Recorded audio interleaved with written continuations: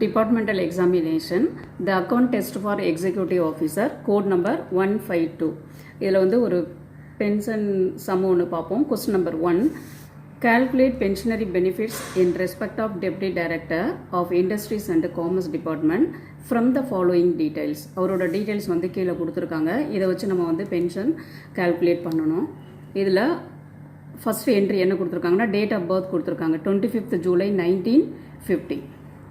So 25/7/1950.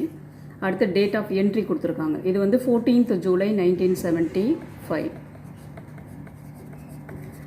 Next வந்து leave on loss of pay without medical certificate கொடுத்துருக்காங்க. So without medical சர்டிஃபிகேட்னாலுமே இது வந்து லாஸ் ஆஃப் பேயில் தான் வரும். ஸோ இதை நம்ம கால்குலேஷனுக்கு எடுத்துக்கணும்.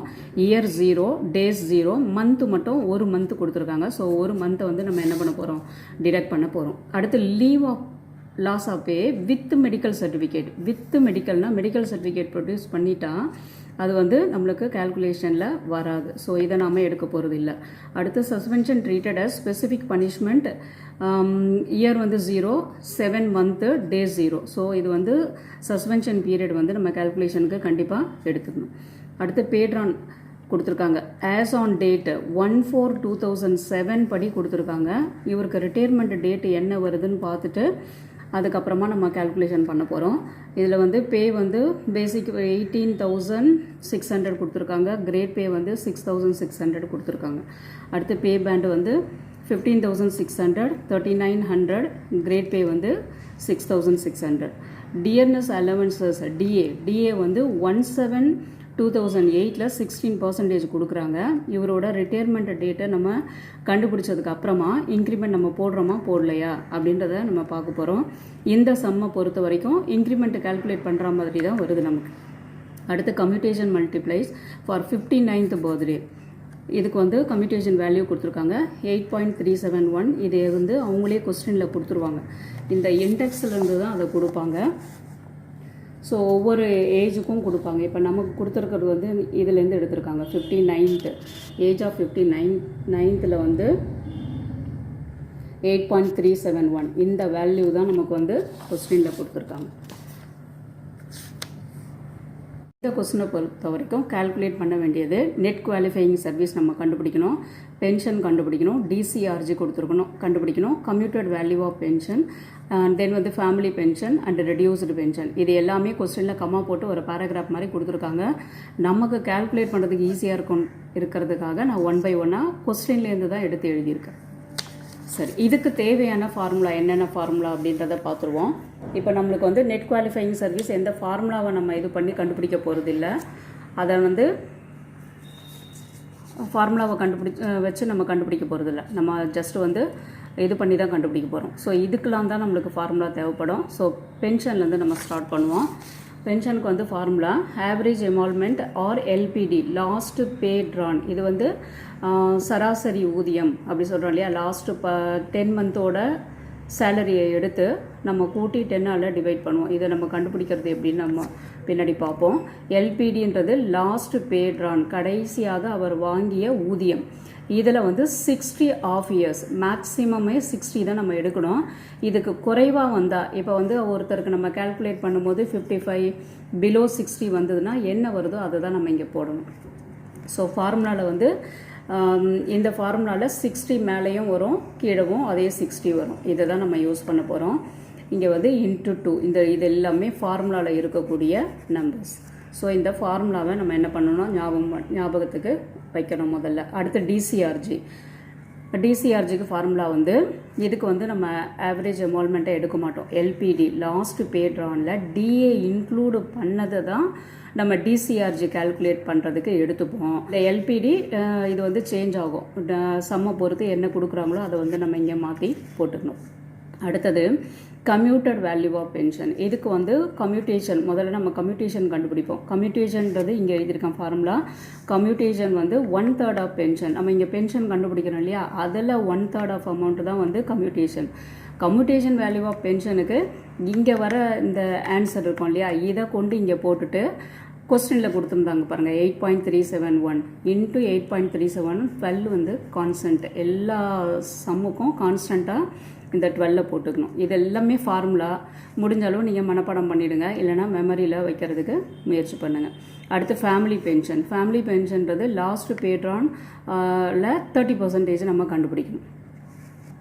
அடுத்தது கம்யூட்டேஷன். பென்ஷனில் 1/3 தான் வந்து என்னது கம்யூட்டேஷன். அடுத்து ரெடியூஸ்டு பென்ஷன் வந்து பென்ஷன்லேருந்து கம்யூட்டட் பென்ஷனை நம்ம சப்ராக்ட் பண்ணோம். பென்ஷன்றது இங்கே ஃபஸ்ட்டு கண்டுபிடிக்கிற அமௌண்ட்டு, அடுத்து கம்யூட்டட் பென்ஷன் வந்து இங்கே கண்டுபிடிக்கிற அமௌண்ட்டு. அதிலேருந்து இதை வந்து என்ன பண்ணிடணும், மைனஸ் பண்ணிடணும். இந்த பென்ஷன் கம்யூட்டட் பென்ஷன்லேருந்து மைனஸ் பண்ணால் நம்மளுக்கு என்ன கிடைச்சிரும், ரெடியூஸ்டு பென்ஷன் கிடைச்சிரும். இதை மட்டும்தான் நம்ம கால்குலேட் பண்ணணும். இப்போ நம்ம கொஸ்டினுக்குள்ளே போயிடுவோம். கொஸ்டினில் நம்மளுக்கு என்ன கேட்டிருக்காங்களோ அதை தான் 1 by 1 எழுதியிருக்கேன். இதில் வந்து 6 கொஸ்டினுக்கான ஆன்சர் நம்ம கண்டுபிடிக்கணும். நம்ம ஆன்சராக கொடுக்கும்போது இந்த மாதிரி ஒரு டேப்லர் காலம் போட்டு வச்சுக்கோங்க. லாஸ்ட்டில் போட்டு வச்சுட்டு நம்ம கண்டுபிடிக்கிறத அப்படியே இதில் ஃபில் பண்ணி நம்ம ஆன்சராக என்ன பண்ணிடணும், 1 by 1 கொடுத்தணும். அதே 6 தான் இங்கே எழுதியிருக்கேன்.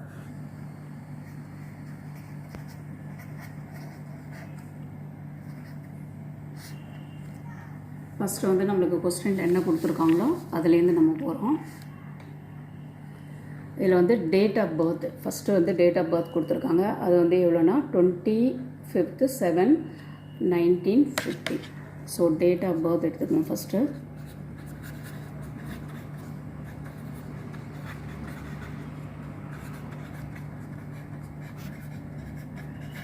அடுத்தது வந்து டேட் ஆஃப் என்ட்ரி. அவர் எப்போ வந்து ஜாபுக்கு வராரு, சர்வீஸ்குள்ளே எப்போ வராரு, அதுதான் date of entry. Date of என்ட்ரியும் அவங்க கொடுத்துருக்காங்க. டேட் ஆஃப் என்ட்ரி வந்து எவ்வளோ கொடுத்துருக்காங்கன்னா 14/7/1975. ஸோ அதை எடுத்துப்போம்.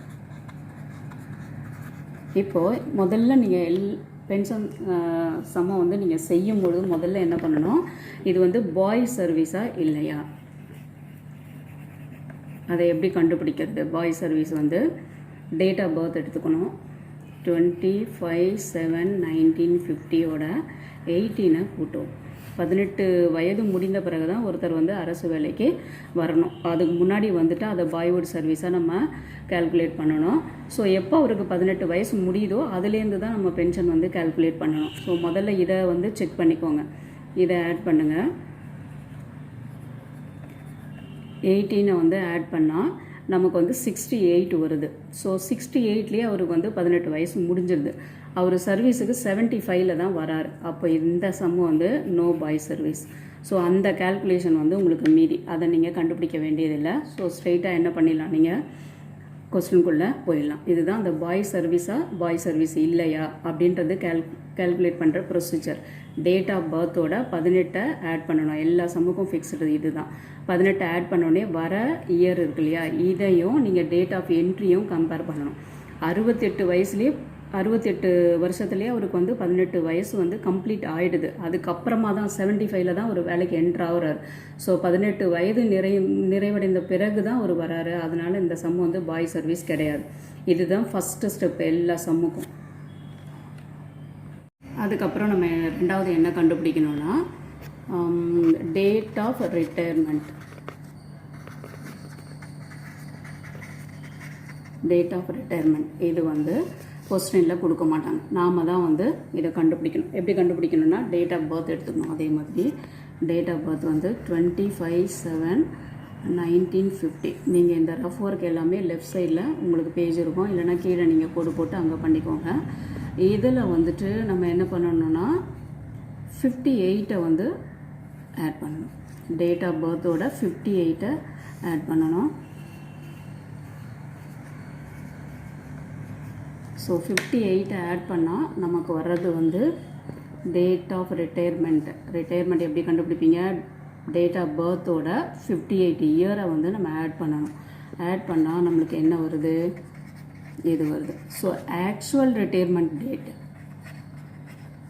ஆக்சுவல் ரிட்டையர்மெண்ட் டேட் வந்து இது என்னது, ஆக்சுவல் ரிட்டையர்மெண்ட் டேட்னா இப்போ 25th வருதுன்னா 25th அவர் ரிட்டையர் ஆக மாட்டார். அந்த மந்தோட எண்டு. இப்போ 7th மந்த் வந்து 30 31st நம்ம பார்க்கணும். 31st ஜூலை வந்து 31st வரும். ஸோ 31st தான் வந்து அவர் என்ன பண்ணுவார், ரிட்டையர்மெண்ட் ஆவார். சப்போஸ் வந்து இங்கே தேதி 1 வந்ததுன்னு வச்சுக்கோ. 1 வந்ததுன்னா நீங்கள் என்ன பண்ணணும், அந்த மந்த் எண்டு வரக்கூடாது, பிஃபோர் மந்த்து போயிட்டு லாஸ்ட்டு 30th 31st பார்த்து அதை தான் நம்ம வந்து என்ன பண்ணணும், ஆக்சுவல் டேட் ஆஃப் ரிட்டையர்மெண்ட்டுக்கு எடுத்துக்கணும். ஸ்டெப் 3 வந்து ஸ்டெப் 1 வந்து பாய் சர்வீஸா இல்லையா, ஸ்டெப் 2 வந்து டேட் ஆஃப் ரிட்டையர்மெண்ட்டு கண்டுபிடிக்கிறது, ஸ்டெப் 3 வந்து என்னதுன்னா டோட்டல் சர்வீஸ். அவர் வந்து எப்போ வந்து சர்வீஸ்குள்ளே வரார், எப்போ வந்தார், 14/7/1975 வந்தார். ஸோ இதிலிருந்து ஃப்ரம் 14/7/1975 எப்போ ரிட்டையர் ஆகுறாரு, date of retirement actual date of retirement வந்து 31/7/2008. ஸோ இந்த பீரியட்லேருந்து இந்த பீரியட் வரைக்கும் உள்ள சர்வீஸை வந்து நம்ம கால்குலேட் பண்ணணும். இதுதான் வந்து 31/7/2008, 14/7/1975. ஃபஸ்ட்டு இதை போட்டுட்டு அதுக்கப்புறமா இதை போட்டு இதுலேருந்து இதை என்ன பண்ணிக்கணும், மைனஸ் பண்ணணும். ஸோ இதுலேருந்து இதை மைனஸ் பண்ணிங்கன்னா 33 வரும். மந்த்து 7/7 இருக்குது.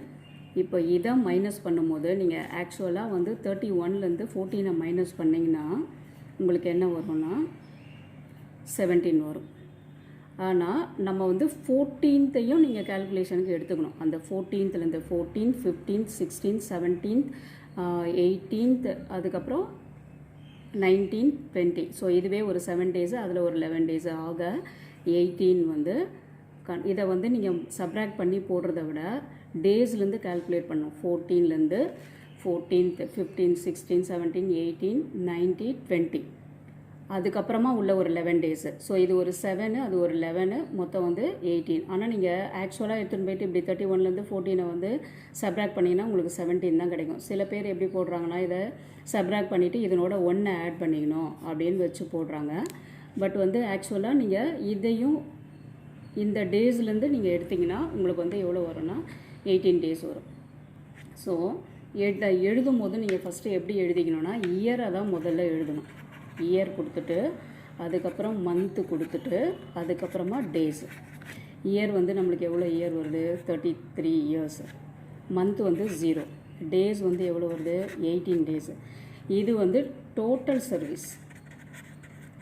டோட்டல் சர்வீஸ் இப்போ நம்ம கண்டுபிடிக்க போகிறோம் இல்லையா, அதுக்கு பேர் வந்து net qualifying service. Net qualifying service. Net qualifying service என்பது என்னென்னா மொத்த பணிக்காலத்தை கண்டுபிடிச்சிட்டு இதில் அந்த suspension period without medical certificate உள்ள லீவு அது எல்லாத்தையும் மைனஸ் பண்ணதுக்கப்புறமா தான் நம்மளுக்கு நிகர பணிக்காலம் நெட் குவாலிஃபையிங் சர்வீஸ் வந்து நம்மளுக்கு கிடைக்கும். இப்போ ஆக்சுவலாக டோட்டல் சர்வீஸை நம்ம எடுத்துப்போம். இதிலேருந்து நம்ம அதை மைனஸ் பண்ண போகிறோம். டோட்டல் சர்வீஸ் நம்மளுக்கு தெரியும். இப்போ இதில் நம்ம கண்டுபிடிக்க வேண்டியது net qualifying service. Net qualifying service.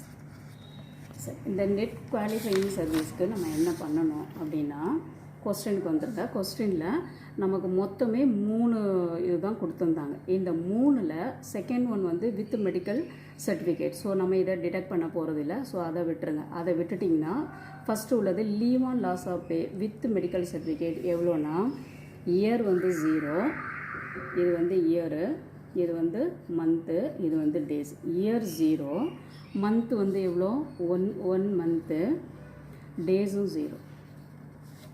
அதே போல் suspension treated as specific punishment வந்து எவ்வளோ கொடுத்துருக்காங்கன்னா இயர் 0, மந்த்து வந்து 7, டேஸ் வந்து என்னது 0.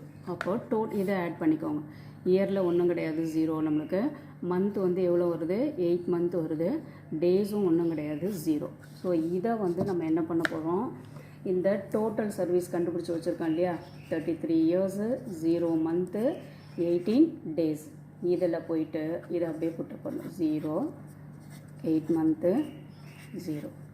ஸோ இதிலேருந்து இதை வந்து நம்ம என்ன பண்ணணும், மைனஸ் பண்ணால் தான் நம்மளுக்கு நெட் குவாலிஃபையிங் சர்வீஸ் கிடைக்கும். ஸோ இதை எப்படி மைனஸ் பண்ணுறது அப்படின்னா, இந்த 18 அப்படியே இருக்குது, அப்படியே போட்டுருங்க, ஒன்றும் பிரச்சனை இல்லை. சரி, இப்போ வந்து நம்ம 8 month வந்து இதுலேருந்து இதை மைனஸ் பண்ணணும். ஸோ இங்கே மேலே 0 இருக்கிறதுனால நம்ம என்ன பண்ணுவோம், இங்கே போய் தான் பாரோ பண்ணும். இதில் வந்து 1 இயரை நம்ம வாங்குகிறோம். 1 இயரை வாங்கிட்டா இது என்ன ஆகிடும், 32 இயர் ஆகிடும். ஸோ இது இயரு, இது மந்த்து, இது வந்து என்னது டேஸ். ஸோ 1 இயரை வாங்கி நம்ம 1 இயராக எடுக்காமல் 12 மந்த்தாக கன்வெர்ட் பண்ணிக்கோங்க. 1 இயருக்கு எத்தனை மாதம் வரும், 12 மாதம் வரும் இல்லையா. ஸோ 12லேருந்து 8, 12 மந்த்துலேருந்து 8 மந்த்து போயிடுச்சுன்னா எவ்வளோ வரும் நம்மளுக்கு, 4 மந்த்து. ஸோ நம்ம இங்கே 33ல் 1 வாங்கிட்டோம். அப்போ இங்கே எவ்வளோ இருக்குது, 32 இயர்ஸ் இருக்குது. இதுதான் வந்து நெட் குவாலிஃபையிங் சர்வீஸ். அவருடைய நிகர பணிக்காலம் 32 வருஷம் 4 மாதம் 18 நாள்.